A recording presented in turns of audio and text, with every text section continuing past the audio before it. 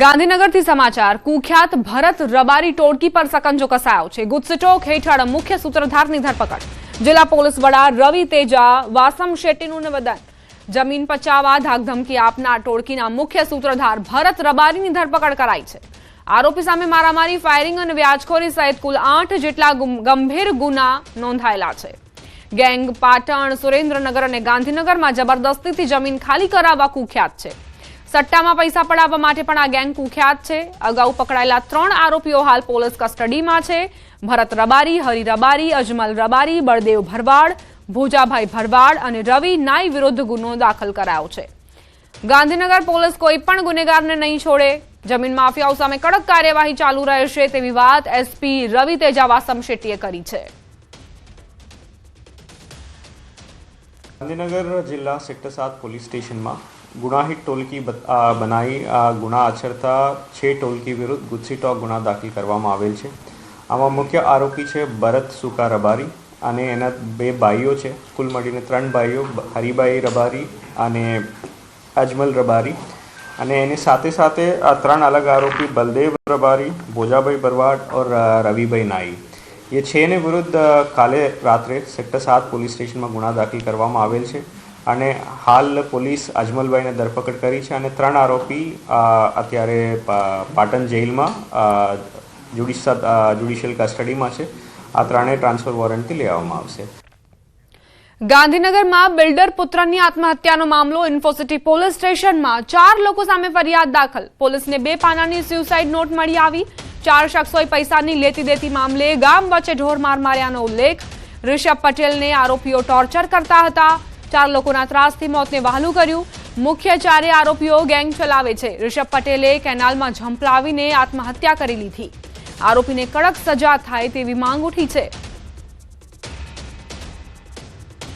બિલ્ડરના પુત્રએ આત્મહત્યા કરી અને સાથે જ સુસાઇડ નોટમાં ઉલ્લેખ કર્યો છે કે તેને હેરાન પરેશાન કરવામાં આવતો હતો, માનસિક ત્રાસ આપવામાં આવતો હતો, જેના કારણે તેણે આત્મહત્યા જેવું પગલું ભર્યું છે।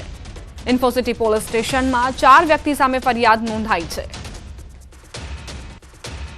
ઋષભને છેલ્લા 6 દિવસથી આ કામના જે 4 આરોપી છે એ માનસિક ત્રાસ આપતા હતા અને એ 4 આરોપીમાંથી જે 2 મુખ્ય આરોપી છે એમણે ઋષભને મારેલો હતો, જાહેર જગ્યામાં મારેલો હતો અને એમને ટોર્ચર કરતા હતા અને એના કારણે કંટાળીને ઋષભે નર્મદા કેનાલમાં આત્મહત્યા કરેલી છે। આજે જે 4 આરોપી છે એના નામ જોવા જઈએ તો કલ્પેશભાઈ ઉર્ફે તલાટી, મનીષ ઉર્ફે સ્પ્લેન્ડર, કિશન અરવિંદભાઈ ઉર્ફે વિક્રમભાઈ પટેલ અને મહિપાલસિંહ, આ 4 આરોપીના નામ લખાવેલા હતા। રાજકોટમાં એકતરફી પ્રેમમાં પાગલ પ્રેમીની કરતૂત। યુવતીની માતા અને ભાઈનું અપહરણ કર્યું। યુનિવર્સિટી પોલીસે કાર્યવાહી હાથ ધરી। પોલીસે આરોપી અને તેના સાથીદારોની ધરપકડ કરી છે। પોલીસે અભ્યત માતા અને પુત્રને મુક્ત કરાવ્યા છે। એકતરફી પ્રેમમાં પાગલ આ યુવક જેણે યુવતીની માતા અને ભાઈનું અપહરણ કર્યું। પોતાની જીદના આગળ તેણે તમામ જે કાયદો વ્યવસ્થા છે તેને બાજુમાં મૂકી દીધી અને માતા અને ભાઈનું અપહરણને અંજામ આપ્યો। યુનિવર્સિટી પોલીસે કાર્યવાહી શરૂ કરી છે। આરોપી અને તેના સાથીદારોની ધરપકડ કરીને હવે તેને કાયદાનો પાઠ ભણાવાશે। વડોદરા શહેરમાં દૂષિત પાણીની સમસ્યાને લઈને સ્થાનિકોએ સતત બીજા દિવસે પણ ઉગ્ર વિરોધ પ્રદર્શન કર્યું। શહેરના વોર્ડ નંબર 11ની સોસાયટીમાં છેલ્લા 1 માસથી મનપા દ્વારા પીવા માટે દૂષિત પાણી આપવામાં આવી રહ્યું છે। આ સાથે સોસાયટીની ડ્રેનેજ પણ ઉભરાતી હોવાથી સ્થાનિકોએ ધારાસભ્ય અને ડેપ્યુટી મેયર પર દૂષિત પાણીનો અભિષેક અને માટલા ફોડીને વિરોધ કર્યો। બીજી તરફ મનપાના પાણી પુરવઠા અધિકારીએ જણાવ્યું હતું કે હાલ શહેરમાં 10 થી વધુ સ્થળોએ પાણી લીકેજના પ્રશ્નો સામે આવતા મનપા દ્વારા કામગીરી કરાઈ રહી છે।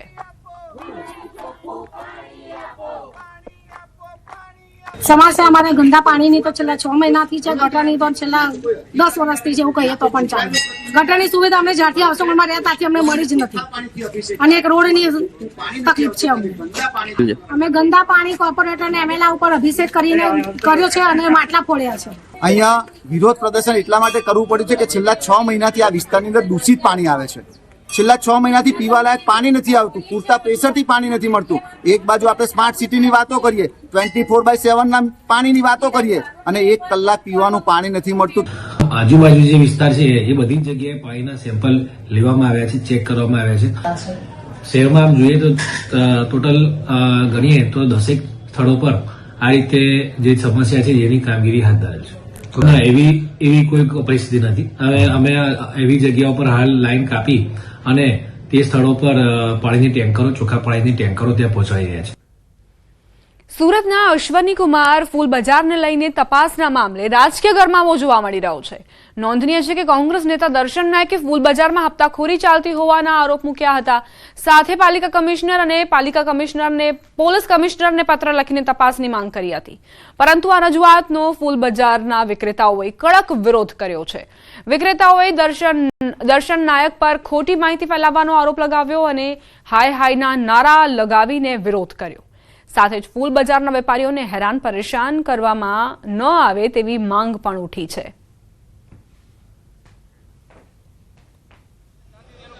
અશ્વની કુમાર ખાતે આવેલા ફૂલ બજારનો એક વિડીયો વાયરલ થયો હતો, જેમાં અસામાજિક તત્વોના આતંક સાથે હપ્તાખોરીની વાત કરવામાં આવી હતી. ત્યારે વેપારીઓ ભેગા થયા છે, તેનો વિરોધ કરી રહ્યા છે.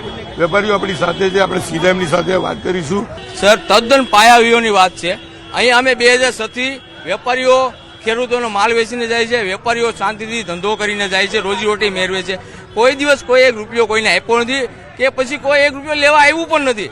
અમને સુરત મહાનગરપાલિકાનો પૂરો સપોર્ટ છે, સુરત પોલીસનો પૂરો સપોર્ટ છે. ગુંડાગર્દી કે કોઈ બી જાતનું તદ્દન વાત બધી ખોટી છે સાહેબ. અને અમે શાંતિથી આ ટાઈમ પર અમારો ધંધો કરીને જઈએ છીએ. અમને કોઈ જાતની તકલીફ છે જ નહીં સાહેબ.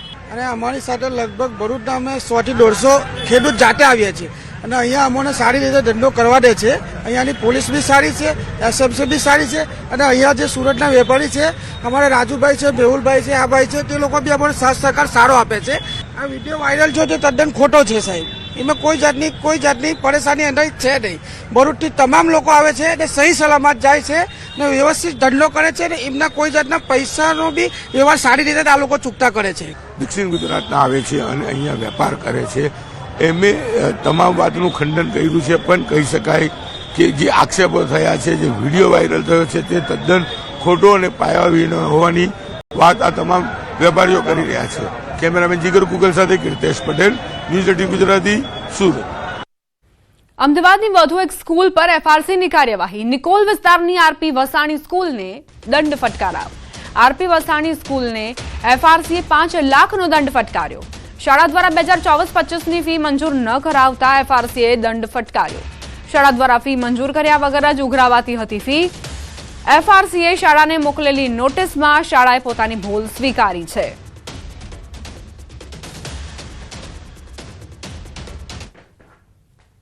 એફઆરસી એક્ટ 2017 પ્રમાણે કોઈપણ શાળાએ ફી મંજૂર કરાવ્યા વગર ફી મેળવી શકાતી નથી. આ પ્રમાણે આરપી વસાણી નવા નરોડા સ્કૂલે વર્ષ 2024-25માં ફી મંજૂર કરાવી ન હતી અને ફી મેળવેલી છે તેવું ધ્યાને આવેલું છે, જેને ધ્યાને લઈ એફઆરસી કમિટી અમદાવાદ ઝોન દ્વારા 5 લાખનો દંડ કરવામાં આવેલ છે. વડોદરા શહેર ભાજપ સંગઠનની નવી ટીમની બેઠક મળી. શહેર ભાજપ કાર્યાલય ખાતે નવી ટીમની પરિચય બેઠક મળી હતી. શહેર ભાજપ પ્રમુખ જયપ્રકાશ સોનીની આગેવાનીમાં આ બેઠકનું આયોજન કરાયું. બેઠકમાં તમામ નવનિયુક્ત હોદ્દેદારોને સંગઠનનો વ્યાપ વધારવાનો ટાસ્ક અપાયો. આવનારી કોર્પોરેશનની ચૂંટણીને લઈ કામે લાગી જવા માટે હાકલ કરાઈ. પ્રમુખે આ આદેશ કર્યો છે. શહેર ભાજપ પ્રમુખનું નિવેદન: કોર્પોરેશનની ચૂંટણીમાં ભાજપ ગત ટર્મ કરતા પણ સારી રીતે જીતશે. નવનિયુક્ત મહામંત્રી અને કોષાધ્યક્ષે પણ કહ્યું, સૌ સાથે મળીને પક્ષને આગળ વધારીશું. આ જે સંગઠનની નવી ટીમ બની છે, નવી ઉર્જાથી જે પ્રકારનું પૂર્વ ટીમ કામ કરતી હતી એ જ પ્રમાણે એ જ ગતિથી આગળ પણ સંગઠનને મજબૂત કરવા માટે કામ કરશે એવો પૂરો વિશ્વાસ મને પૂરી ટીમમાં છે. સુરતથી સમાચાર